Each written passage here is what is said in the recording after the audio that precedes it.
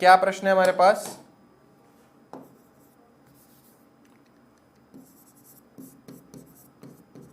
प्रश्न हमारे पास दो पट्टिकाएं हैं भाई, दो पट्टिकाएं हैं और पट्टिकाओं के बीच की क्या कहानी चल रही है। बोल रहा है पट्टिकाओं के बीच वायु वाले एक समांतर पट्टिका संधारित्र की प्रत्येक पट्टिका का क्षेत्रफल इतना है, उनके बीच की दूरी इतनी है, संधारित्र की धारिता परिकलित कीजिए। बहुत ही फर्जी प्रश्न है।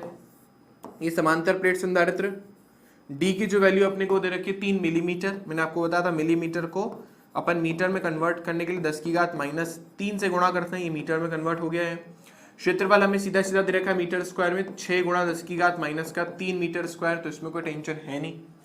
अच्छा, तो हमें निकालना है इसकी धारिता। सीधा सीधा धारिता का फॉर्मूला होता है epsilon not A by D. लगा देंगे अपन। एप्सिलॉन नॉट का मान होता है 8.85 गुणा 10 की घात -12। क्षेत्रफल हमें दे रखा है 6 गुणा 10 की घात -3 और दूरी हमें दे रखी है 3 गुणा 10 की घात -3। देखो माइनस के 3 ने माइनस के 3 को मार दिया, टेंशन खत्म। 3 से 2 कट गया, 2 3 दूनी 6, फिर 2 पंजे 10, 2 अट्ठे 16 और 1 17, 2 अट्ठे 16 और 1 17, तो आंसर आया 17.70 गुणा 10 की घात -12 फैरेड। -12 को अपन पीको लिख सकते हैं, तो आंसर हमारे पास आ जाएगा 17.7 पिको फैरेड। ठीक है ना, हमारे पास आ गई धारिता। बहुत ही स्ट्रेट फॉरवर्ड आसान सा प्रश्न था। आई डोंट थिंक तो ऐसा कोई प्रॉब्लम होगी किसी को। ओके, नेक्स्ट बोल रहा है संधारित्र की धारिता ज्ञात कीजिए यदि इस संधारित्र को 100 वाट की संभरण मतलब बैटरी से जोड़ दें। तो आपने इसको 100 वाट की बैटरी से कनेक्ट कर दिया। संभरण आई होप सब समझते होंगे, बैटरी को बोलते हैं संभरण। तो 100 वाट की बैटरी है। बोल रहे प्रत्येक की पट्टिका पर कितना आवेश होगा। बहुत ही आसान सा प्रश्न है। आवेश की गणना करने के लिए बोला है, Q = CV होता है। तो C का तुम्हारा आप निकाल ही चुके हो, 17.7 गुणा 10 की घात -12 है। और अगर आप इसको 100 से गुणा कर दो क्योंकि 100 वाट की बैटरी से कनेक्ट कर रखा है, तो हमारे पास हो जाएगा 17,720। इसको एक काम करते हैं, पीको का पीको ही रहने देते हैं, पिको कुलाम।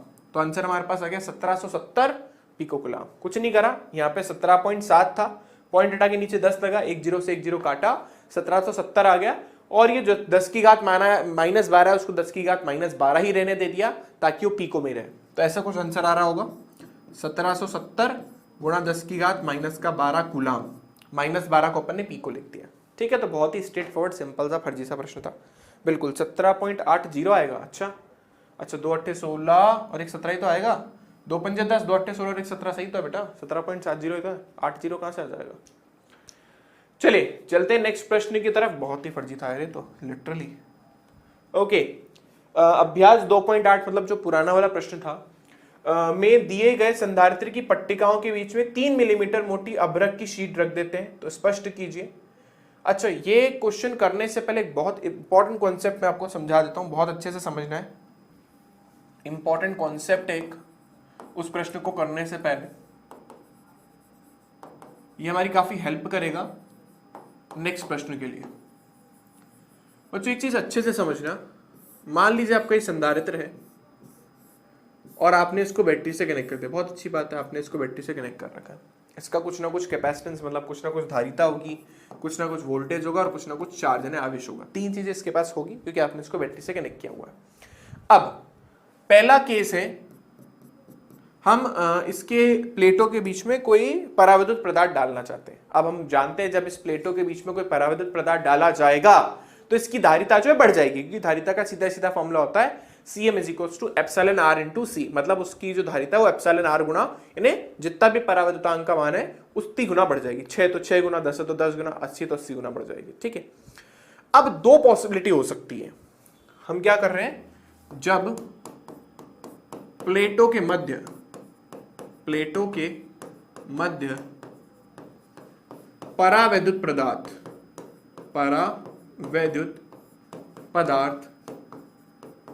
भरा जाता है तो संधारित्र की धारिता बढ़ जाती है।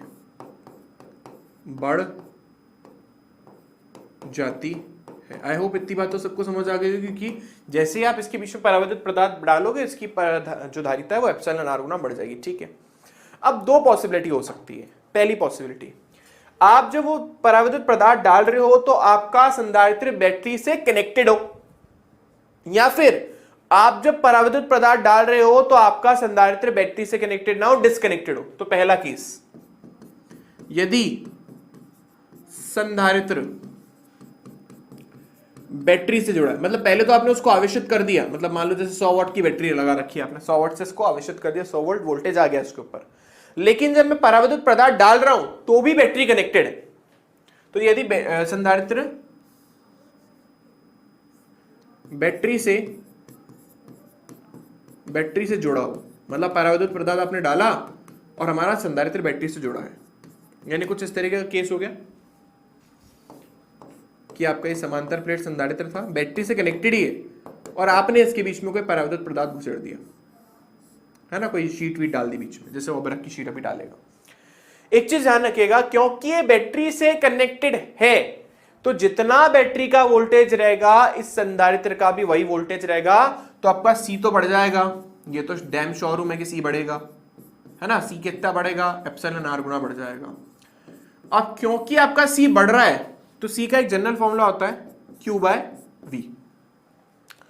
तो अब इसमें से Q और V में चेंज आएगा, कैसे चेंज आएगा वो देखते हैं। तो V आपका रहेगा कांस्टेंट यानी नियत, क्यों, क्योंकि आपने जिस बैटरी से इसको कनेक्ट कर रखा है वो उससे लगी हुई है, अभी भी जुड़ी हुई है, तो V चेंज नहीं होगा। लेकिन क्योंकि C बढ़ा है और V नियत है तो Q को भी बढ़ना पड़ेगा ताकि C का मान बढ़ सके, ये जो रेशो ये कांस्टेंट रहे। तो इस केस में आपके Q का मान क्या हो जाएगा बेटा, ऑटोमेटिकली बढ़ जाएगा। ध्यान रखना, जब हम किसी भी संधारित्र के प्लेटों के बीच में कोई पराविद्युत पदार्थ डालते हैं तो धारिता तो बढ़ती है।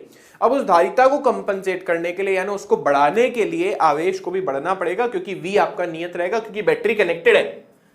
अब मान लीजिए दूसरा केस, मान लो आप जब कनेक्ट कर रहे हो तो बैटरी नहीं जुड़ी हुई, यदि संधारित्र बैटरी से ना जुड़ा हो, मतलब आपने जो संधारित्र लिया है वो बैटरी से कनेक्टेड नहीं है, आपने उसको डिस्कनेक्ट कर दिया, मतलब कुछ ऐसी कहानी है।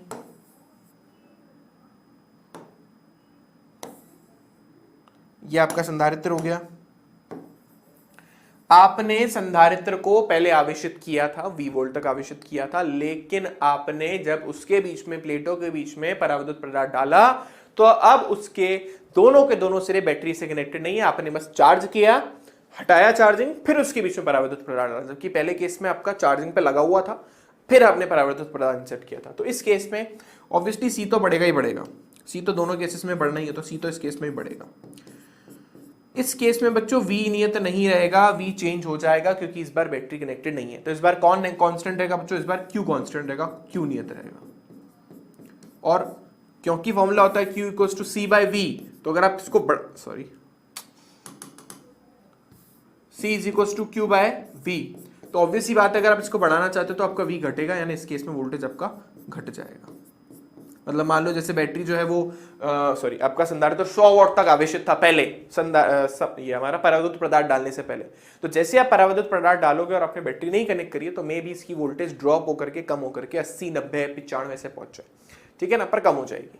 तो आई होप ये कॉन्सेप्ट सबको समझ आ गया होगा, काफी इंपॉर्टेंट कॉन्सेप्ट है, लगे क्वेश्चन में हमारी हेल्प कर देगा। ठीक है, चलिए अब ढंग से पढ़ते हैं प्रश्न को।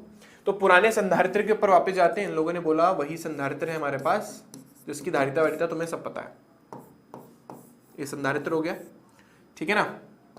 और संधारित्र जो है वो 100 वॉट की बैटरी से कनेक्टेड था, अच्छी बात है, चलो। और इसकी धारिता अपन ने निकाली थी, कितनी निकाली थी, 1770 आई थी ना, 17.7 पिकोफैरेड, 17.7 पिकोफैरेड। प्लेटों के बीच की दूरी 3 मिलीमीटर ही थी, ठीक ना, क्षेत्रफल काम का है नहीं। ओके, अब इसने बोला है, पहले वाला जो क्वेश्चन है, में दिए गए संधारित्र की प्लेटों के बीच में 3 मिलीमीटर मोटी अभ्रक की शीट, इसका मतलब आपने 3 मिलीमीटर मोटी जो अभ्रक की शीट डाली है वो इसके अंदर पूर्ण रूप से डाली है, क्योंकि प्लेटों के बीच की दूरी 3 सेंटीमीटर है। तो जो आप अभ्रक की शीट डाल रहे हो पूरी की पूरी अंदर डाल रहे हो, पार्शियली नहीं डाल रहे हो, आंशिक रूप से नहीं डाल रहे हो, पूरा का पूरा अंदर डाल रहे हो, पूरा एरिया कैप्चर हो गया, ठीक है। तो तो स्पष्ट कीजिए क्या होगा अगर विभव संभरण से जुड़ा रहे, संभरण को हटा लिया जाए। पहली बात तो आपकी धारिता बढ़ेगी, तो अपन पहले लिख देते हैं कि धारिता कितनी बढ़ जाएगी, Cm is equal to epsilon R into C. तो इसका मान कितना है 6 और C का मान निकला था 17.7। 6 सत्ते 42, 6 सत्ते 42, 42 और 4 46, 4 6 कम 6 और 4 10, 106.2 पिको फैरेड। इसकी धारिता 106.2 पिको फैरेड हो जाएगी, मतलब 6 गुना धारिता बढ़ गई, खत्म हुआ, है ना। हमारी 6 गुना धारिता जो है इसकी बढ़ गई। चलो इतना तो हमें समझ आ गया कि 6 गुना धारिता बढ़ गई, अच्छी बात है। चलो अब प्रश्न क्या है, इसको हम हटा देते हैं पहले। हाँ ओके, तो प्रश्न क्या है, पहला प्रश्न है अगर आप वोल्टेज को कनेक्टेड रखते हो, अगर आप वोल्टेज सोर्स को कनेक्टेड रखते हो तो क्या होगा,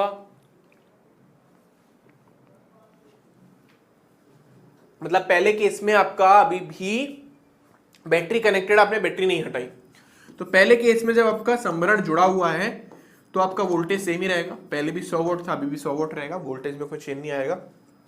धारिता जो है 106.2 पिको फैरेड हो जाएगी। जैसा मैंने आपको बोला था Q चेंज हो जाएगा, तो Q का फॉर्मूला होता है Q इक्वल्स टू CV, तो यहां से आप निकालोगे Q का मान, C का मान 106.2 पिको फैरेड, इसको आप 100 से गुणा कर दो तो आपका आ जाएगा 106200, है ना, नहीं sorry single zero pico coulomb, है ना, करीब 10,620 पिको कुलाम आवेश का मान हो जाएगा। क्योंकि मैंने आपको बोला था फर्स्ट वाला केस जैसे इसने बोल रखा है, बैटरी आपने लगाई, C तो बढ़ेगा, V नियत रहेगा और Q आपका बढ़ गया, Q की वैल्यू हमने निकाल दी। दूसरे वाले केस में, B वाले केस में आपने सब कुछ सेम किया है, सब कुछ सेम है जैसा पहले था, बस आपने इस बार बैटरी नहीं लगाई, आपने इस बार बैटरी को हटा दिया, है ना, तो आपने इस बार बैटरी को हटा दिया, आपके पास बैटरी कनेक्टेड नहीं है। तो बैटरी कनेक्टेड नहीं है तो बच्चों इस बार C तो सेम ही रहना 106.2 पिको फैरेड। आवेश इस बार चेंज नहीं होना, आवेश तो सेम ही रहना, आवेश को कुछ वैल्यू चेंज नहीं होनी, आवेश की वैल्यू सेम ही रहेगी। आवेश की वैल्यू हम पहले निकाल चुके हैं तो बुद्धि नहीं लगानी। 1770, तो 1770 पिको कुलाम, आवेश सेम रहेगा, वोल्टेज चेंज हो जाएगा, Q equals to CV formula होता है, तो V इज इक्वल्स टू हो जाएगा Q बाय C। Q का मान है 1770 पिको कुलाम, इसका मान 106, 106 कैसे आया था, 6 से गुणा करा था अपन इसको, तो पिको से तो पिको कट गया, या पॉइंट हटाओ ऊपर 0 आ जाएगा, इसको इससे काट दो ऊपर 100 बच जाएगा, तो आ जाएगा आपका 100/6, यानी आपकी वोल्टेज ड्रॉप होके हो जाएगी 50/3 वोल्ट। यानी जहां पहले आपका संधारित्र 100 वोल्ट तक आवश्यक था, अब वो करीब, इसको सॉल्व कर लो, 16.67 वोल्ट तक ही रह जाएगा। ठीक है, तो ये दो कॉन्सेप्ट याद रखिएगा, अगर आपका बैटरी कनेक्टेड हो वोल्टेज चेंज नहीं होता है, वोल्टेज नियत रहता है। जब आपने बैटरी को हटा दिया और आपने पराविद्युत पदार्थ डाला है तो Q सेम रहता है, Q चेंज नहीं होता। बस ये दो ही चीज आपको याद रखनी है। क्यों, इसका रीजन मैं आपको बता चुका, क्योंकि जब आप बैटरी से कनेक्ट करके रह रहे हो तो ऑब्वियसली बात है दोनों समांतर वो है, मतलब ऑब्वियसली दोनों कनेक्टेड है ना, तो हमारे जो भाई अगर कुछ ड्रॉप होने वाला भी होगा वोल्टेज का तो ये संभाल लेगी बैटरी उसको वापस आवेशित कर देगी, इसलिए। ठीक है ना बेटा, देखो वापस बता देता हूँ, एक संधारित्र था जिसकी ने पहले बात करी, ठीक है, सिंपल संधारित्र था, 100 वोल्ट की बैटरी से कनेक्टेड किया हुआ था। अब आप क्या कर रहे हो, संधारित्र की प्लेटें मैंने ऐसे खुली हुई है, 3 मिलीमीटर का स्पेस है उनके बीच में, 3 मिलीमीटर बहुत छोटा सा होता है, और उसके बीच में आपने एक पतली सी जो है अबरक की प्लेट डाल दी जिसकी मोटाई भी 3 मिलीमीटर है, मतलब आपने बिल्कुल एग्जैक्टली फंसा के अंदर डाल दी। पहला इसने बोला है कि भाई आप जो संभरण, मतलब आपने जो वोल्टेज सोर्स ले रखा है वो आपका कनेक्टेड है, आपने हटाया नहीं है वोल्टेज सोर्स। जब आप वोल्टेज सोर्स को नहीं हटा दो, पहली बात तो आपने पराविद्युत पदार्थ डाला तो ऑब्वियसली बात है आपकी धारिता बढ़ जाएगी, 6 गुना बढ़ जाएगी। हमने निकाल दी कि हमारी नई धारिता 106.2 पिको फैरेड आ जाएगी। ठीक है, इतना तो आई होप सबको समझ आ गया होगा।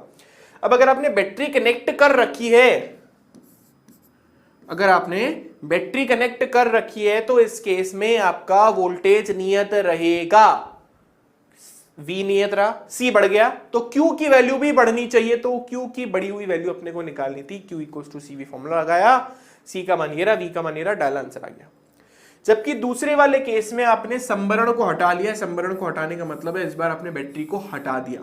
अगर आप बैटरी को हटा देते हो तो उस केस में वोल्टेज ड्रॉप होगा, वोल्टेज गिर जाएगा, चार्ज सेम रहेगा। तो इस बार चार्ज जो है आपका वो सेम रह गया, चार्ज जितना था पहला था उतना का उतना ही रह गया। अब इसके पीछे क्या रीजन है चार्ज सेम क्यों रहा? क्योंकि बाहर से कोई एक्सटर्नल इलेक्ट्रिक फील्ड नहीं लग रही। चलो उसको ज्यादा डिटेल में नहीं जाऊंगा मैं। हाँ, तो इस बार क्यू सेम ही रहा। क्यू कहाँ निकाला अपन ने? क्यू पहले वाले क्वेश्चन में निकाला होता, इसलिए हमने क्यू वापस कैलकुलेट नहीं करा। क्यू 1770 ही था पराविद्युत पदार्थ डालने से पहले, अभी भी 1770 ही है। बस वोल्टेज चेंज हो जाएगा, वोल्टेज का फॉर्मूला अपन ने लगाया, क्यू बाय सी आंसर आ गया। अब आई होप सब समझ गए होंगे। चलिए नेक्स्ट हमारे पास बोल रहा है अगेन एक आसान सा प्रश्न हमारे पास, ये तो बहुत ही फर्जी प्रश्न है। ऐसा प्रश्न अगर आ जाए तो हलवा मिल जाएगा आपको एग्जाम में। बहुत सिंपल क्वेश्चन है। बोल रहा है 12 पिकोफैरेड का संधारित्र 15 वॉट की बैटरी से कनेक्ट है। तो ये हमारा एक संधारित्र है, इसको आपने जो है 50 वॉट की बैटरी से कनेक्ट करा। अच्छा, एग्जाम में डायग्राम बनाकर आना कंपलसरी नहीं, पहले बोल रहा हूं डायग्राम सब में ऑप्शनल है। जब तक ना बोले तब तक आपको डायग्राम नहीं बनाना है ना। डायग्राम बनाना आवश्यक नहीं है। श्रद्धा हो तो बनाए, श्रद्धा हो तो ना बनाए। ठीक है, ओके। चलिए, तो हमारे पास सी की वैल्यू में कितनी दे रखी है? 12 पिको फैरेड। पिको का मतलब कितना हो गया? 12 गुणा 10 की घात माइनस 12 फैरेड। अच्छा, V की वैल्यू कितनी है? 50 वोल्ट। अच्छा, बोल रहा है संधारित्र की स्थिर वैद्युत की स्थितिज ऊर्जा, एनर्जी का फॉर्मूला या U से रिप्रेजेंट करा था इसको। C और V दे रखा तो half CV square, half as it is V 12 गुणा 10 की घात माइनस 12, और क्योंकि V का स्क्वायर है तो 50 गुणा 50 हो जाएगा। 2 से इसको काटा 6 बार, 55 25 00 और ये 6 गुणा 10 की घात माइनस 12, 25 6 150 और 2 जीरो है ही। तो बस आ गई आपके पास एनर्जी 1 2 3 4, तो 1.5 गुणा 10 की घात माइनस का 8 जूल। ये आ गया आपके पास ऊर्जा। ठीक है, आपके पास एनर्जी आ गई 1.5 गुणा 10 की घात माइनस का 8 जूल। आई होप सबको क्लियर हो गया होगा। हाँ, 15,000 जूल नहीं आएगा बेटा, कहाँ कर रहे हो? 10 की घात माइनस 12 खा गए तुम हैं? ऐसे क्या कर रहे हो? ऐसे नहीं होता यार। चलिए आगे चलते हैं। ये अगेन एक बहुत आसान सा प्रश्न, लास्ट टॉपिक जो पढ़ा था उससे रिलेटेड है। ओके, प्रश्न देखिए क्या है। 12 वोल्ट संभरण यानी सप्लाई से 600 पिकोफैरेड के संधारित्र को आवेशित किया जाता है। तो मतलब हमारे पास एक संधारित्र है, इसको अपन ने 200 वोल्ट सप्लाई से आवेशित किया है। इसकी धारिता का मान है हमारे पास 600 पिकोफैरेड, है ना। ये हमारा V1 हो गया। अब इसने बोला है से एक 600 पिकोफैरेड के संधारित्र को आवेशित किया जाता है, फिर इसे संभरण से वियोजित कर देते हैं, मतलब संभरण से हटा देते हैं। हटाने के बाद इसको 600 पिकोफैरेड के एक अनावेशित संधारित्र से जोड़ दिया जाता है। तो मतलब पहले संधारित्र की कहानी ये है कि इसकी धारिता तो 600 पिकोफैरेड है, इसका वोल्टेज जो है हमारे पास वो 200 वोल्ट है। आपने क्या करा, इसको एक ऐसे संधारित्र से जोड़ दिया जिसकी धारिता 600 पिकोफैरेड तो है, लेकिन ये चार्ज नहीं है, यानी ये अनचार्ज है, इसके ऊपर कोई भी आवेश नहीं है, कोई भी विभवांतर भी नहीं होगा। ठीक है, तो ये इसने बोला है। इस प्रक्रिया में कितनी ऊर्जा हानि होगी? बहुत आसान है, मैंने आपको सीधा सीधा फॉर्मूला बताया था इसका। Half C1 C2 V1 minus V2 का whole square upon C1 plus C2, बस लगा दो, आंसर आ जाएगा। स्ट्रेट फॉरवर्ड क्वेश्चन है, कुछ भी मुश्किल नहीं है इसमें। बस इस बार इसका कोई चार्ज नहीं है, इसके ऊपर कोई विभवांतर नहीं है, तो दोनों पे ऑब्वियसली इक्वली डिस्ट्रीब्यूशन हो जाएगा। 50-50 सॉरी 100-100 वोल्ट दोनों पे आ जाएगा, पर उसकी जरूरत नहीं है। C1 का मान 600 पिको है, मतलब 10 की घात माइनस 12। दूसरे का भी मान 600 मतलब 10 की घात माइनस 12। और यहाँ पर वोल्टेज V1 कितना हमारे पास 200 और दूसरा 0, तो 200 माइनस 0 का होल स्क्वायर। फिर नीचे अपने को करना है C1 प्लस C2 मतलब 600 गुणा 10 की घात माइनस का 12 प्लस 600 गुणा 10 की घात माइनस का 12। बस कैलकुलेशन ढंग से करना, मुझे पता है आप लोग कैलकुलेशन में सबसे ज्यादा गड़बड़ करोगे, इसलिए मैं कह रहा हूँ ढंग से करना। तो यहाँ पे देखो 600 को एक साथ कलेक्ट करो, 600 को एक साथ कलेक्ट करो, 10 की घात -12 हो गया माइनस का 24, 200 का स्क्वायर मतलब 200 को 2 बार लिख दो, नीचे बात करते हैं 2 आ रहा है, 600 200 बार 2 बार आ रहा है तो उसको 1200 लिख देते हैं, 1200 गुणा 10 की घात माइनस का 12। अच्छा देखो अब 600 दूनी 1200 कैंसिल हो गया, 10 की घात -12 से 10 की घात -12 कैंसिल हो, यहाँ पे माइनस का 12 बचा, सॉरी इससे इसको कैंसिल करा 100 बार कैंसिल हो गया, इसको इससे कैंसिल करा 100 बार कैंसिल हो गया। अब देखो क्या क्या बच रहा है, एक तो बच रहा है 600, एक बच रहा है 100, एक बच रहा है 100 और एक बच रहा है 10 की घात माइनस का 12 और ये आंसर आएगा जूल में। अब देखो जरा 1 2 3 4 5 6, 6 10 की घात 6 और 10 की घात -12 सॉल्व करने पर हमारे पास आ जाएगा 6 गुणा 10 की घात माइनस का 6 जूल, इतना एनर्जी का लॉस हो जाएगा। सिंपल है, ठीक है, सिंपल कैलकुलेशन करनी और कुछ नहीं करनी। बच्चे गड़बड़ कहाँ करते हैं, इन दोनों की घातों को जोड़ देते हैं, पता नहीं क्यों जोड़ देते हैं, बीच में प्लस का साइन है, 600 और 600 1200 करना है, 10 की घात -12 ही रहेगा, प्लीज साइन चेंज करने की कोशिश मत करना, ठीक है। फैन में कंडेंसर जुड़ा हुआ है तो फैन में बैटरी है, नहीं नहीं बैटरी नहीं है बेटा, वो बैटरी नहीं है, वो ऐसी चीज है बहुत जल्दी चार्ज और डिस्चार्ज हो जाती है, तो वो बैटरी जो है ना वो कुछ मिली सेकेंड्स के लिए रहती है, वो ऐसा नहीं है, वो नॉर्मल बैटरी की तरह नहीं है जो धीरे धीरे धीरे धीरे डिस्चार्ज होगी, वो एकदम से डिस्चार्ज होती है। बोल रहा 10 की घात -3 सेकंड में आवेशित हो सकती है तो 10 की घात -3 सेकंड में निरावेशित भी हो सकती है। आपने फैन बंद करा वो डिस्चार्ज हो जाएगा, आपको पता भी नहीं पड़ेगा, ठीक है ना। तो बहुत जल्दी चार्ज और डिस्चार्ज होती है, नॉर्मल बैटरी की तरह नहीं बिहेव करती वो।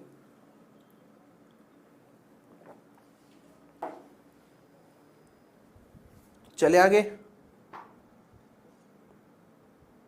मजा नहीं आ रहा, अच्छा मजा लेने के लिए आए अपन है, मजा क्या लेना है इसमें, न्यूमेरिकल तो न्यूमेरिकल है। चलिए आगे चलते हैं। अब हमारे जो अभ्यास प्रश्न वाले क्वेश्चन हो चुके हैं खत्म।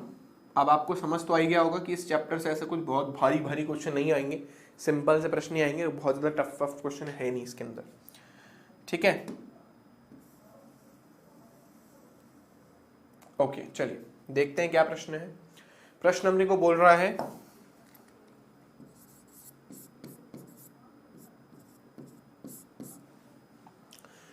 एक 1.5 माइक्रोकुलाम और 2.5 माइक्रोकुलाम आवेश वाले दो सूक्ष्म गोले 30 सेंटीमीटर की दूरी पर स्थित हैं। दोनों आवेशों को मिलाने वाली रेखा के मध्य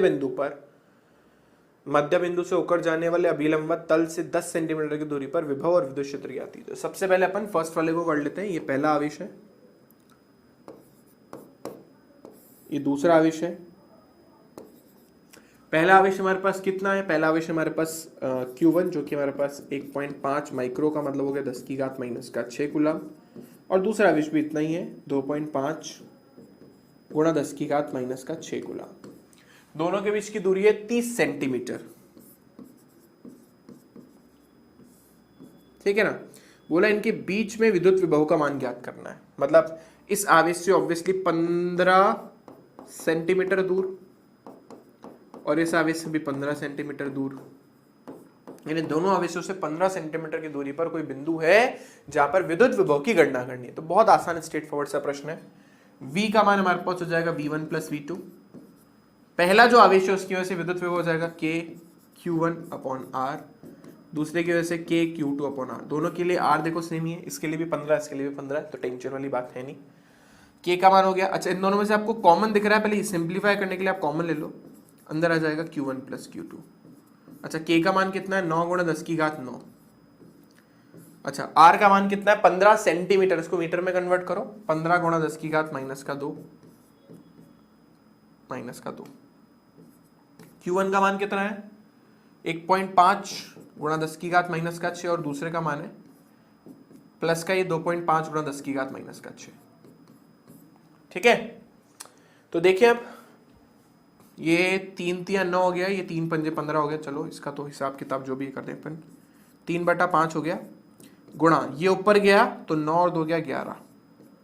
अंदर वाले को सॉल्व करते हैं, क्योंकि घात तो समान ही है तो टेंशन नहीं। 1.5 प्लस 2.5 को जोड़ो, आंसर आ जाएगा बच्चों 4 गुणा 10 की घात माइनस का 6। ठीक है, अब देखो 4 तिया हो गया 12, 12/5 गुणा 10 की घात 11 माइनस 6 करोगे बच्चों आ जाएगा 5। इसको सॉल्व करोगे 5 दूनी 10, 5 चौक 20, आंसर आ गया 2.4 गुणा 10 की घात 5। और ये आंसर किस में आएगा? वोल्ट में। तो यानी इन दोनों आवेशों ने इसके सेंटर के ऊपर 2.4 गुणा 10 की घात 5 वोल्ट का विभवांतर उत्पन्न कर दिया है। आई होप यहां तक सबको क्लियर है।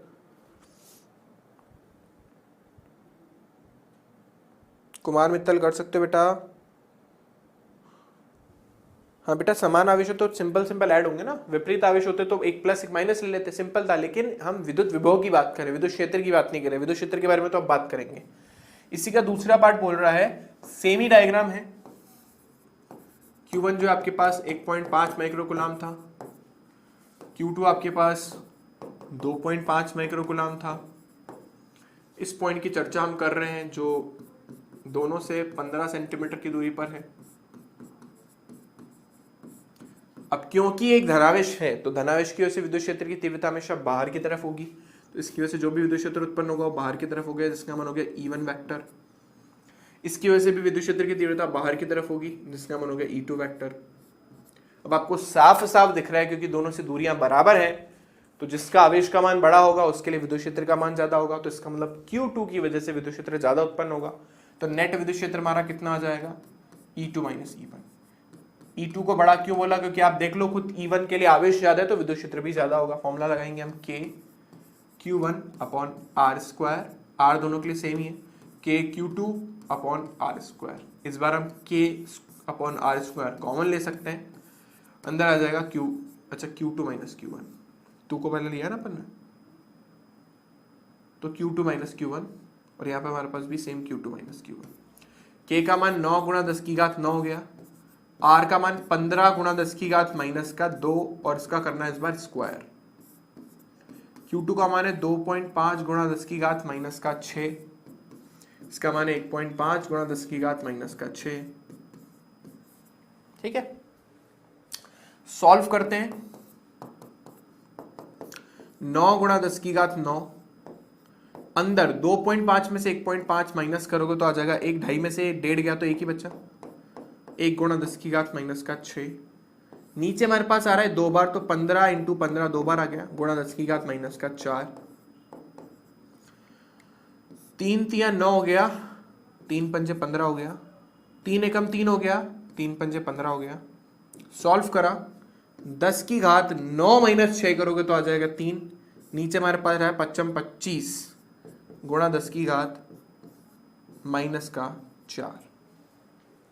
10 की घात माइनस का 4 ऊपर जाएगा तो प्लस का 4 हो जाएगा, 10 की घात 7 हो गया अपॉन 25 आ रहा। 25 का तो हम कुछ कर ना पाएंगे, तो एक काम करते हैं, सॉल्व करने के लिए इससे 2 जीरो उधार ले लेते ताकि यहाँ पे 100 बन जाए।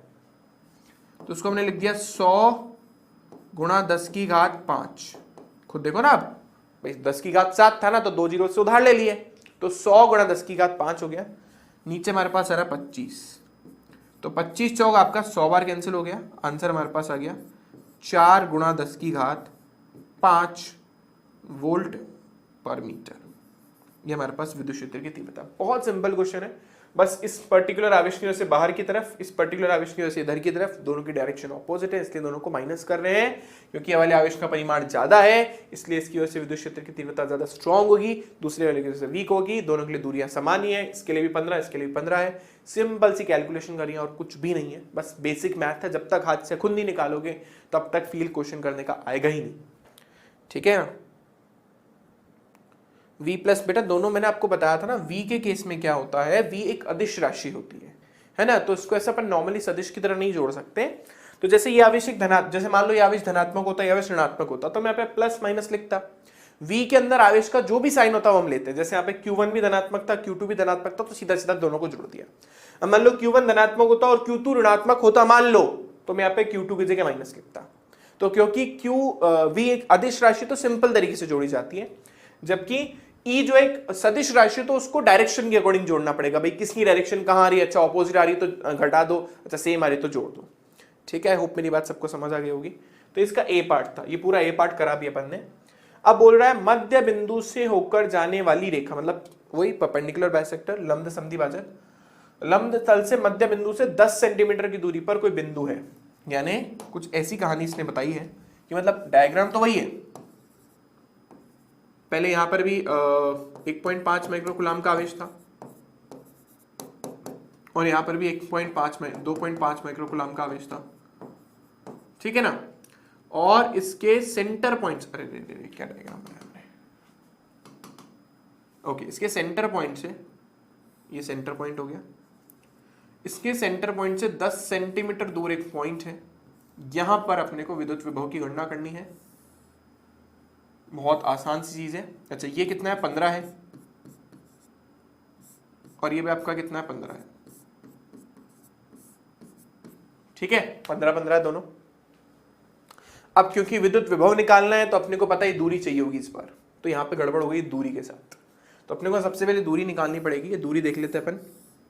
अच्छा बच्चों, ये हमारे पास 15 है, ये आपके पास 10 है। अच्छा, कर्ण निकालना है, कर्ण का फॉर्मूला होता है लंब का स्क्वायर प्लस आधार का स्क्वायर, मतलब हमारे पास दूरी हो गई 225 प्लस 100,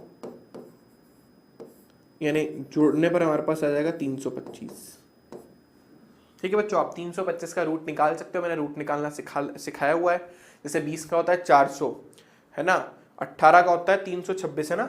एक मिनट, मैं भी गड़बड़ तो नहीं बोल रहा हूँ, नहीं गलत बोल रहा हूँ मैं, 289 होता है, 18 8 144, 324 होता है, सॉरी सही बोल रहा हूँ, 324। तो यानी आप इसको राउंड ऑफ करना चाहते हो तो 324 प्लस 1 कर दो, 18 के आसपास है ये, तो 18 पॉइंट समथिंग आएगा। 18 प्लस 1/2 इंटू 18 इंटू 1, पता है आपको मैं क्या मेथड लगा रहा हूँ, तो करीब करीब अपन 18 मान लेते हैं, इसको छोड़ो, इसका लगभग मान अपन 18 के आसपास ही मान लेते हैं ना, तो इसका लगभग मान 18 सेंटीमीटर, ठीक है ना, 324 के आसपास है। झंझट का तो पॉइंट में कुछ आ रहा होगा, बहुत लंबा चौड़ा आएगा, ठीक है ना। तो लगभग इसका मान अपन ने 18 मान लिया, यानी ये दूरी हमारे पास आ गई 18 सेंटीमीटर, और ये दूरी भी कितनी है बच्चों, 18 सेंटीमीटर। दोनों का सेम कॉन्सेप्ट यहाँ पे अपन लगाएंगे, ठीक है। तो क्या लगाएंगे, विद्युत विभव का formula V is equal to V1 plus V2, इसका फॉर्मूला है KQ1 अपॉन R, और इसका भी KQ2 upon R। Same concept है जैसा पहले लगाया था, K अपॉन R कॉमन लेना है, अंदर हमारे पास बन जाएगा Q1 प्लस Q2, इसका मान है 9 गुणा 10 की घात 9, और इस बार R का मान है बस 18 गुणा 10 की घात माइनस का 2, अंदर वालों को जोड़ दो, पहले भी जोड़ा था, 2.5 1.5 को जोड़ोगे तो आ जाएगा 4 गुणा 10 की घात माइनस का 6, 9 दूनी 18 कैंसिल हो गया, 2 दूनी 4 कैंसिल हो गया, आ रहा है 2 गुणा 10 की घात 9 माइनस 6 प्लस 2, ठीक है ना। तो 9 और 2 हो गया 11, 11 में से 6 माइनस करोगे तो आ जाएगा 5, तो आंसर आ गया 2 गुणा 10 की घात 5, ठीक है ना। और ये हमारे पास आ गया V में, वोल्ट में। बहुत सिंपल सा क्वेश्चन था। अब अपने को नेक्स्ट चीज की गणना करनी है, तो अपन ने विभव निकाल लिया, अब अपने को गणना करनी है विद्युत क्षेत्र की, अपने को गणना करनी है विद्युत क्षेत्र की। अब विद्युत क्षेत्र की गणना थोड़ी सी कॉम्प्लिकेटेड है, तो उसको अच्छे से समझेंगे। पीछे डायग्राम बना रहा हूं मैं इसका, वही सेम केस, ये वही Q1 1.5 माइक्रोकुलाम, Q2 2.5 माइक्रोकुलाम,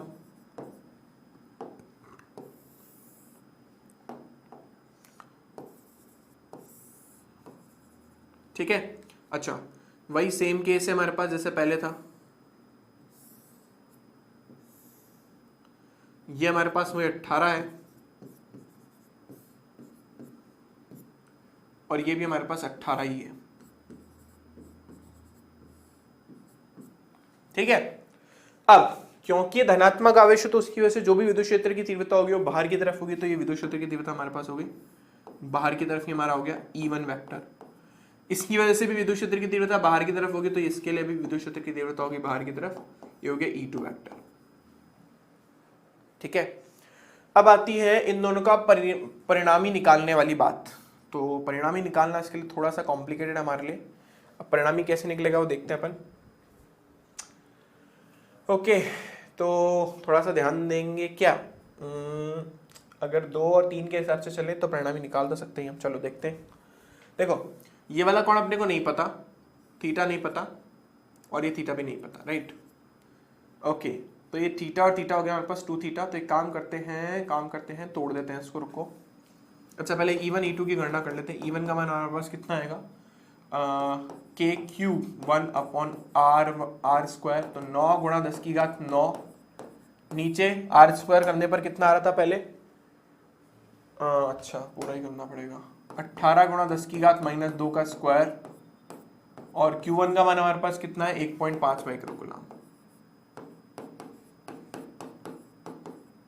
तो ये हो गया 9, 1.5, नीचे आ गया हमारे पास 18 गुणा 18, 10 की घात -4, 10 की घात -6, 9 2 हमारे पास 18 कैंसिल हो गया, और कुछ तो हो नहीं रहा।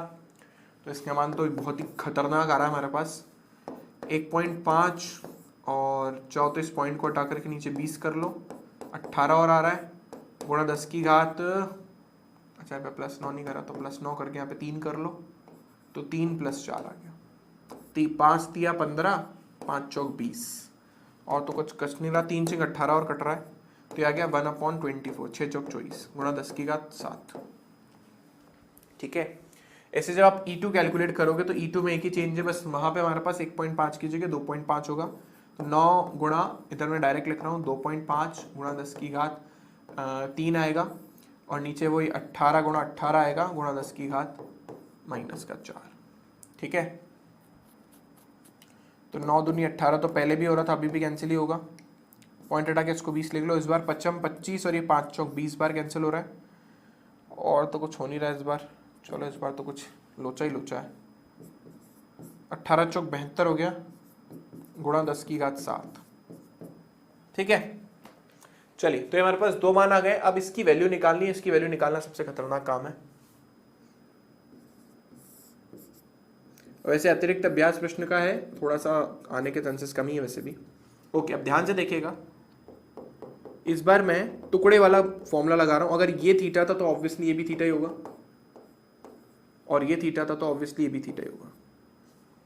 ठीक है बेटा, अतिरिक्त अभ्यास प्रश्न थोड़े कॉम्प्लिकेटेड होते हैं, मैं पूरे कराने तो लूँ, लेकिन यार क्या होती है बात, बहुत टाइम लग जाएगा उसको कराने में। जैसे यही क्वेश्चन देखो अपने आप में कितना बड़ा है, ये क्वेश्चन ही देखो अपने आप में कितना बड़ा क्वेश्चन है। ठीक है सर, मेरा तो दिमाग ही घूम गया। घूमेगा बेटा, घूमेगा। ये इसका बस ये वाला पार्ट ही टफ है, बाकी तो सारे इजी थे। बाकी सब में तो था ही क्या यार। इस वाले पार्ट में सीधा सीधा विभव कैलकुलेट करना था, कर दिया। इसमें विद्युत क्षेत्र कैलकुलेट करना था, बहुत आसानी से हो गया। इसमें विद्युत विभव इस बिंदु पर गणना करनी थी, बस ये 18 अपने को निकालना पड़ा, क्योंकि 15 और 10 का लगभग 18 आ गया, तो वो अपन ने कैलकुलेट कर लिया। ये वाला थोड़ा मैं खुद मान रहा हूँ कि बहुत लंबा और थोड़ा सा कॉम्प्लिकेटेड है। अब इसके टुकड़े वुकड़े करना और वो सब करना थोड़ा सा भारी भरकम काम है। ठीक है, तो हम सोच रहे हैं किसी तरीके से कुछ जुगाड़ हो जाए हमारा, तो हम कुछ कर दे। चलो देखते हैं, कुछ तो कर ही सकते हैं, है ना। तो ये हमारे पास है 15 सेंटीमीटर। तो अगर मैं इसके टुकड़े करूं तो एक टुकड़ा इसका यहाँ पे आएगा, जैसे E1 के टुकड़े करूंगा मैं, तो E1 का एक टुकड़ा यहाँ आएगा, E1 का एक टुकड़ा यहाँ आएगा। तो ये हमारे पास हो गया। यहाँ फिर कौन निकाल लें हम, cos 2 थीटा का मान निकाल लें क्या? चलो cos 2 थीटा का मान निकाल लेते हैं, आसान रहेगा मेरे लिए, है ना भाई। मैं फॉर्मूला लगाना चाहता हूँ वही, तो cos 2 थीटा मुझे चाहिए होगा।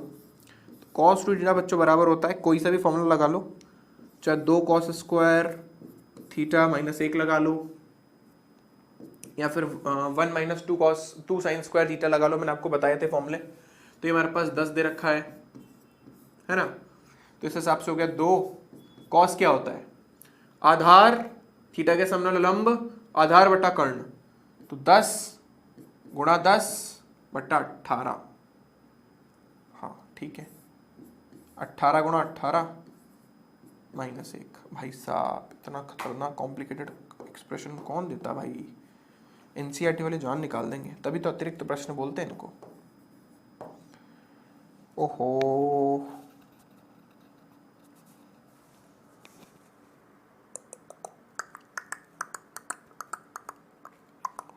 हाँ जी 10 ये हमारे पास आ गया है, 18 ये आ गया है, काटा पीटा तो सही है ना मैंने, 2 और 18 90 तो थोड़ा गड़बड़ हो गया, नेगेटिव आ रहा है इसका आंसर, तो कुछ तो आ सकता है सर, उसमें क्या हो गया।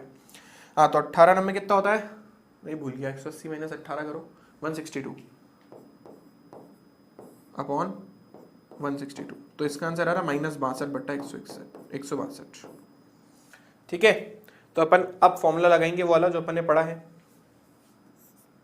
ई निकालने के लिए E1 square plus E2 square plus 2E1 E2 cos 2 theta, क्योंकि इस बार कौन हमारे पास 2 थीटा ही है, ठीक है ना। बस सबकी वैल्यू टेको, नहीं आता तो इतना लिख करके एग्जाम में छोड़ आना, 1/24 गुणा 10 की घात 7 का स्क्वायर प्लस 5/72 गुणा 10 की घात 7 का स्क्वायर प्लस 2 1/24 5/72 गुणा 10 की घात 14, 7 7 एक साथ कर दिया, कॉस का मान हमारे पास कितना है माइनस का 62/162। अब थोड़ी सी बुद्धि लगाएंगे, इसको आप तोड़ के लिखो, जैसे 5/72 को आप लिख सकते हो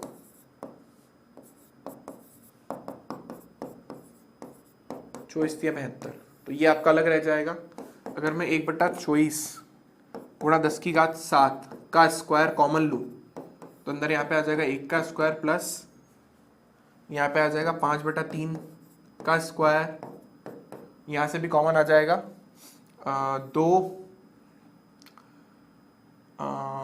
गुणा 5/3 गुणा बाकी सब तो चला ही गया माइनस का 62/162,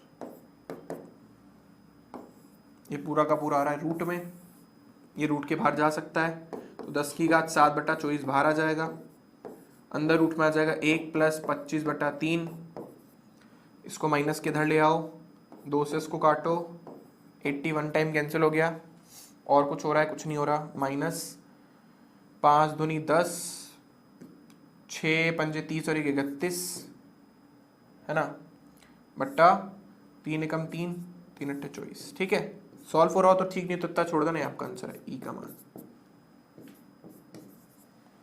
ठीक है बच्चों, ये फाइनल आंसर है इसका। ओके, ये आने के चांसेस थोड़े कम है ना, नहीं आएगा, ये कभी नहीं आएगा।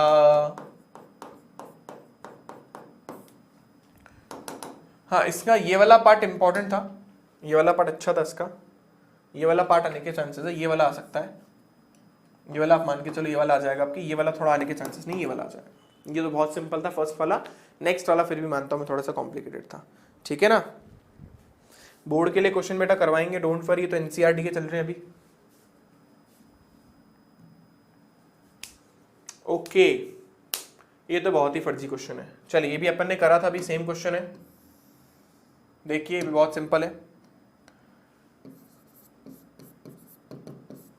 देखो फटाफट से इसको। तो प्रश्न क्या बोल रहा है, एक 4 माइक्रोफैरेड के संधारित्र को 200 वोल्ट सप्लाई से आवेशित किया जाता है, मतलब C1 का मान है आपके पास 4 माइक्रोफैरेड, इसको आपने चार्ज किया है 200 वोल्ट से, फिर इसको आपने सम्मेलन से हटाकर एक अनावेशित संधारित्र से जोड़ दिया, सेम जैसा पहले क्वेश्चन किया था, वही 2 माइक्रोफैरेड से जोड़ा है जिसका वोल्टेज 0 है। बोला पहले संधारित्र की कितनी ऊर्जा स्थिर विद्युत ऊर्जा का ऊष्मा और वैद्युत विकिरण के रूप में हासिल होगा। आप पहले इस बार बोल रहा है कुल ऊर्जा, नहीं पूछ रहे कि कुल ऊर्जा का लॉस कितना हो, ये बोल रहा है इसकी कितनी ऊर्जा का लॉस होगा, इसकी कुल ऊर्जा का कितना लॉस होगा। पहली बात तो इसके पास कोई ऊर्जा थी नहीं कभी, तो जो ओवरऑल सिस्टम की एनर्जी का लॉस है वो इसका ही लॉस है, तो यहाँ पे आपको सेम एनर्जी लॉस ही निकालना है, तो सेम फॉर्मूला यूज करोगे आप, वही हाफ अभी जो बताया था C1 C2 V1 minus V2 का होल स्क्वायर अपॉन वही C1 प्लस C2, सेम ही क्वेश्चन है। हाफ ऊपर C1 का मान कितना है 4, C2 का मान 2, V1 का मान 200 माइनस 0, नीचे जुड़ेंगे, एक लिखा है 4 गुणा 10 की घात माइनस 6, एक लिखा है 2 गुणा 10 की घात माइनस 6। सॉल्व करो, ये हो गया 4 दूनी 8 गुणा 10 की घात माइनस का 12, 6 और 6 12। इसका कर लिया अपन ने 4, 200 गुणा 200 लिख दो, 200 गुणा 200 अपॉन नीचे आ गया 2 गुणा 6 गुणा 10 की घात माइनस का 6। सॉल्व कर लेना, आंसर आ जाएगा। ये एनर्जी लॉस है जूल में, खत्म। ये तो बहुत स्ट्रेट फॉरवर्ड क्वेश्चन था, ठीक है ना। वो मानता हूँ थोड़ा सा ज्यादा ही कॉम्प्लिकेटेड हो गया। कौन सा वाला रिपीट कर दूं? हाँ, जो भी आंसर आ रहा है ये आंसर है बेटा इसका। अरे बेटा सिंपल है ना, देखो एक संधारित्र था जिसको 200 वोल्ट तक आवेशित किया, ये दूसरा संधारित्र जो कि अनावेशित बैठा है, लिखा देखो साफ साफ अनावेशित है, मतलब इसका वोल्टेज 0 है। फिर हम डेल यू का फॉर्मूला जो लगाते हैं वही लगाया है, 1/2 C1 C2 V1 minus V2 का whole square upon C1 plus V2, सब तुम्हें दे रखा है, बस फॉर्मूले में डालना, आंसर आ जाएगा, खत्म। ये क्वेश्चन अपन ने पहले भी करा, देखो ये रहा, अभी अभी थोड़ी देर पहले ही करा था, जो 11वां प्रश्न था, सिंपल उसी का भाई है ये। बस इसमें जो पहला संधारित्र और दूसरा संधारित्र वो सेम था, जबकि यहाँ पर जो संधारित्र है दोनों की वैल्यू अलग अलग है, बस वो पीको में था ही माइक्रो में, इतना ही चेंज और कुछ नहीं है। 14वां रिपीट करना है, 14वां कौन सा था यार?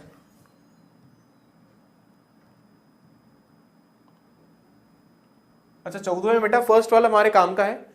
फर्स्ट वाला तो सबको समझ आ गया, हमारे पास दो बिंदु आवेश हो गए, इन दोनों के बीच की दूरी जो है 30 सेंटीमीटर है।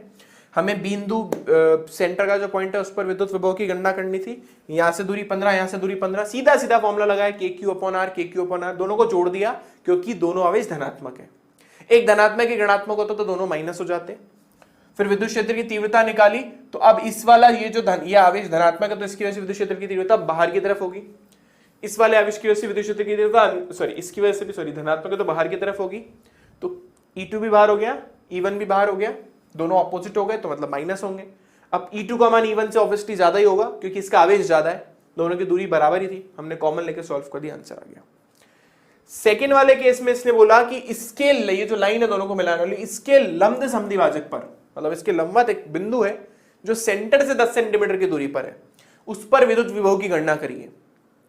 ठीक है, विद्युत विभव के लिए अपने को दूरी चाहिए होती है, तो हमारे पास ये 15 था, ये 10 था, तो लगभग इसका मान आ रहा था 325। अब 325 जो होता है उसके आसपास का परफेक्ट स्क्वायर है 324, जो कि 18 का स्क्वायर होता है, तो मैंने इसको लगभग 18 सेंटीमीटर मान लिया। तो हमने बोला बस दूरी कितनी, 18, कैलकुलेट कर लिया, खत्म। जहां तक विद्युत विभव की बात है, विद्युत विभव एग्जाम में पूछा नहीं जाएगा, तो घबराओ मत, मस्त रहो, है ना, इसके आने के चांसेस नहीं है। पर फिर भी मैंने आपको एक्सप्लेन तो कर ही दिया है कि आंसर कैसे आएगा, बाकी काम का नहीं है, मस्त रहो, ठीक है ना, कभी किसी एग्जाम में नहीं पूछा जाएगा। सर के Q1 Q2 अपॉन R सूत्र लगा सकते हैं क्या? नहीं बेटा, कैसे लगा सकते हो, वो तो स्थितिज ऊर्जा का सूत्र है, यहाँ पे स्थितिज ऊर्जा थोड़ी ना पूछी जा रही है। कहाँ पूछी आपसे स्थितिज ऊर्जा, बताओ कौन सा क्वेश्चन में पूछी स्थितिज ऊर्जा? कहीं पूछी नहीं है उसने। विद्युत विभव की गणना करनी बेटा, स्थितिज ऊर्जा तो पूछी नहीं है। के Q1 Q2 अपॉन R का फॉर्मूला तो तब लगता है जब स्थितिज ऊर्जा पूछी हो। और जहां इस प्रश्न की बात है तो यहां पर लॉस पूछ रहा है बेटा, ऊष्मा हास्र पूछ रहा है ना, स्थिर विद्युत की ऊष्मा का हास्र कितना हो रहा है, और दो संधारित्रों को जोड़ा जा रहा है। तो लास्ट जो मैंने टॉपिक आपको पढ़ाया था जिसमें दो संधारित्र जोड़े थे, ऊर्जा हास्र निकाला था, वो फॉर्मूला लगा सकते हो, ये वाला नहीं लगा सकते। इसमें Q1 Q2 क्या रखोगे आप, फंस जाओगे आप। फिर R क्या रखोगे आप, क्या रखोगे बताओ?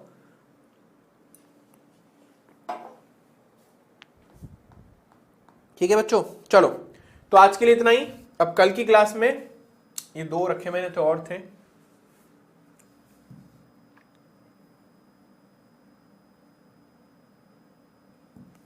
ये आप खुद कर लीजिएगा, बहुत ही फर्जी प्रश्न है, ये हमने ऑलरेडी करा हुआ है।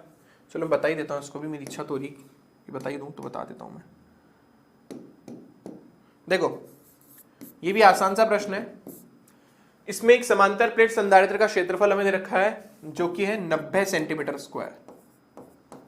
बच्चों मैंने आपको बहुत बार बता रखा है 1 सेंटीमीटर को मीटर में कन्वर्ट करने के लिए 10 की घात -2 से गुणा करते हैं, और 1 सेंटीमीटर स्क्वायर को मीटर स्क्वायर में कन्वर्ट करने के लिए 10 की घात -4 से गुणा करते हैं। तो हमारे पास हो गया 90 गुणा 10 की घात -4। Metre square. जहां तक बात है संधारित्रों के बीच की दूरी की, तो इसने दिया है इसको 2.5 मिलीमीटर, तो मिलीमीटर का मतलब हो गया 10 की घात -3, है ना, ये हो गई मीटर में दूरी। अब आपसे पहला प्रश्न पूछा गया है, सिंपल सा प्रश्न इन लोगों ने पूछा है, बोले संधारित्र की ऊर्जा बता दो आप कितनी होगी। तो संधारित्र की ऊर्जा का फॉर्मूला आपको यहाँ पे लगाना है हाफ CV², क्योंकि आपको वोल्टेज दिया हुआ है। जहां तक बात है C की, तो आप C इजीली कैलकुलेट कर सकते हो। C का फॉर्मूला आप लगाओगे ε0 A/d, सब आपको दे रखा है, सिर्फ पुट करना और कुछ नहीं। जैसे 8.85 गुणा 10 की घात -12 पुट करा। ए अभी अपन ने निकाले 90 गुणा 10 की घात -4 पुट करा, और इसको अपन ने 2.5 गुणा 10 की घात -3 पुट करा। बस सब में वैल्यू टेकना है, C की वैल्यू आ जाएगी। फिर उसके बाद V आपको 400 दे रखा है, हाफ CV² वाला फॉर्मूला लगा देना, आंसर आ जाएगा। बिल्कुल इतना सा क्वेश्चन है, बस इसमें C की वैल्यू डायरेक्ट नहीं दे रखी है, बाकी सारे क्वेश्चन में बस C डायरेक्ट दे रखा था, इसमें नहीं दिया हुआ।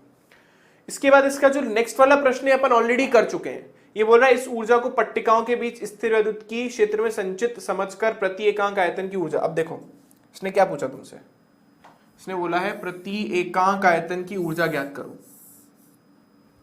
ये पूछा ना तुमसे, तो बहुत आसान है।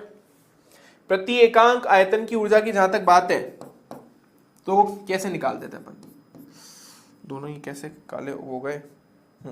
प्रति एकांक आयतन की ऊर्जा कैसे निकाल, अरे यार क्या हो गया इसको, हाँ, तो इसका फॉर्मूला कितना होता है, small u equals to capital U by V, और V मैंने आपको बताया था किसके इक्वल होता है, D × A। बस U का फॉर्मूला आप हाफ CV² रखोगे यहां पे, बस आपका काम हो जाएगा, आपकी प्रति एकांक आयतन की ऊर्जा निकल जाएगी। जहां तक बात है इसके सेकंड वाले पार्ट के बारे में, ये हम कर चुके हैं ऑलरेडी। स्मॉल u की वैल्यू हम निकाल चुके हैं, 1/2 ε0 E² होती है, वही डेरिवेशन ही करने के लिए बोल रहा है। दो पार्ट है इसके, एक तो यहां तक अलग पार्ट हो गया, वो यहां तक कैलकुलेट हो गया, और यहां वाले पार्ट में डिराइव करने के लिए बोल रहा है, अपन डिराइव कर चुके हैं। ठीक है, तो ऐसा कोई मुश्किल नहीं, बहुत आसान सा प्रश्न है भी। ठीक है सर, 2.14 में E2 की वैल्यू, बेटा सिंपल तो है, E2 की वैल्यू क्यों समझ नहीं आ रही, E2 की वैल्यू क्यों नहीं आ रही है, KQ/R² ही तो फॉर्मूला लगा है बेटा, Q का मान है 2.5, R हमारे पास 15 था, तो उसमें क्या समझ नहीं आया, मेरे को समझ नहीं आ रहा। सिंपल सी तो कैलकुलेशन करिए, फिर दोनों में से कॉमन आ रहा था इसलिए कॉमन निकाल दिया। ये तो अपने पिछले चैप्टर में पढ़ा है ना, KQ/R² वाला कॉन्सेप्ट। तो नहीं बेटा, CUET में तो बिल्कुल फर्जी क्वेश्चन आते हैं, बिल्कुल थियोरेटिकल। चलिए आज की क्लास के लिए इतना ही बच्चों। एक प्रश्न और था लेकिन इसको हम नहीं करेंगे, छोड़ दो, ऐसा क्वेश्चन हमने कर लिया, वैसे कल कर लेंगे इसको, कोई इशू नहीं है। ठीक है, तो मेरी ओर से आपके मैंने बहुत सारे अच्छे अच्छे लेवल के प्रश्न करा दी, एक बस कॉम्प्लिकेटेड आज क्वेश्चन आ गया, बाकी सब क्वेश्चन बहुत ईजी थे। आई होप सबको सारे प्रश्न समझ आ गए होंगे। अब आप आराम से इसको कर सकते हो, अपने आप करना है। इसको मैं लिख देता हूं, डू इट योरसेल्फ। ठीक है ना, ये आपको अपने आप करना है, कैलकुलेशन बाकी सब मैंने करा दिया। चलिए, तो आज की क्लास के लिए इतना ही, मिलते हैं कल की क्लास में।